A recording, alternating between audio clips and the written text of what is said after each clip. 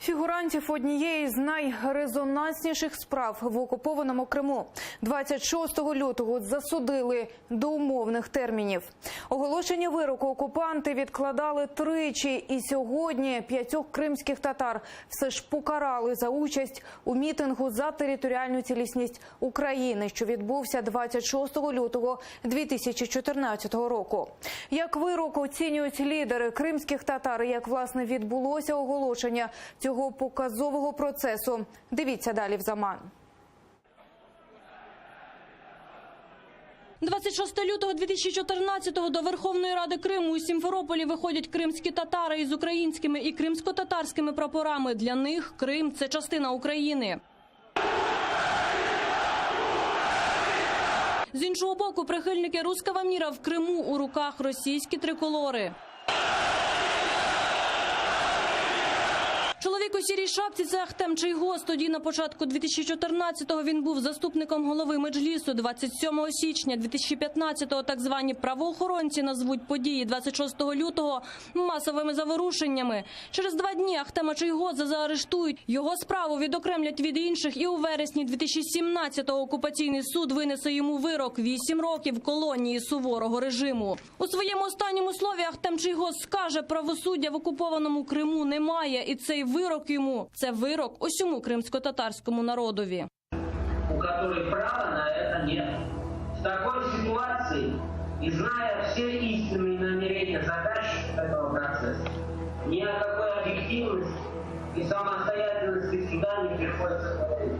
Мне суждено принять этот приговор как приговор для всего крымско-татарского народа от имени Российской Федерации, оккупировавшей мою родину.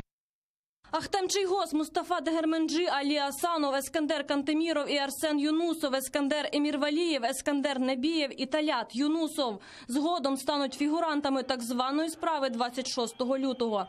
2 останніх підуть на угоду зі слідчими і визнають свою провину.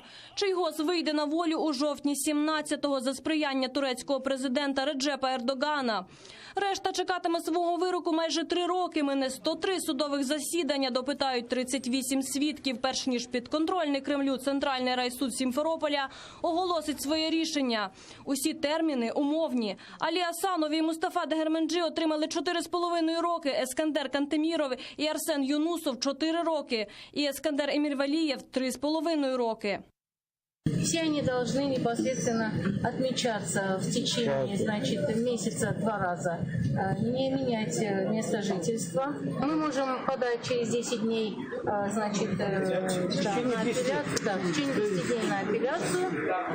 Вот. Ну и чтобы получить протокол на руки, в течение 3 дней мы должны подать заявление на то, чтобы нам их вручили. Під час оголошення вироку у залі засідань не було жодного захисника. Зате під судом багато тих, хто прийшов підтримати хлопців. У натовпі помітили і пропагандистські ЗМІ. Крим-24 разом з іншими намагалися отримати коментарі, та спілкуватися із журналісткою не захотів ніхто. Как видим, что пророссийские крымские СМИ пытаются взять интервью у некоторых слушателей, скажем так. Вот, но, как видим, отказываются, скажем так, от интервью, зная то, как искажается эта информация в пророссийских СМИ. Окупаційний суд назвав злочинцями невинних людей. Нет ни суда, ни правосудия. Есть люди в мантиях, которые выполняют политические заказы.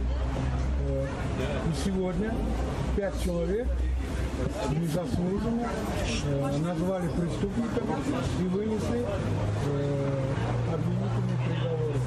Від кишенькових суддів Кремля іншого вироку для фігурантів справи 26 лютого годі було чекати, впевнений заступник голови Меджлісу Ахтем Чийгоз. Это миф, скрепа, как бы желание русскоязычных населения вернуться в какую-то гавань. Вот этими факторами определялся так называемый судебный процесс 26 февраля. На рішення суду не вплинуло ані заперечення фігурантів справи про участь у масових заворушеннях, ані те, що жоден свідок так і не впізнав на відео мітинга жодного з підсудних. Вирок політично вмотивований і, вочевидь, був готовий заздалегідь. За інформацією першого заступника голови Меджлісу Нарімана Джеляла, зараз адвокати вирішують, чи подавати скаргу до Європейського суду з прав людини і вимагати компенсації від російської держави за несправедливий вирок та незаконне переслідування. Тетяна Солій, Заман, АТР.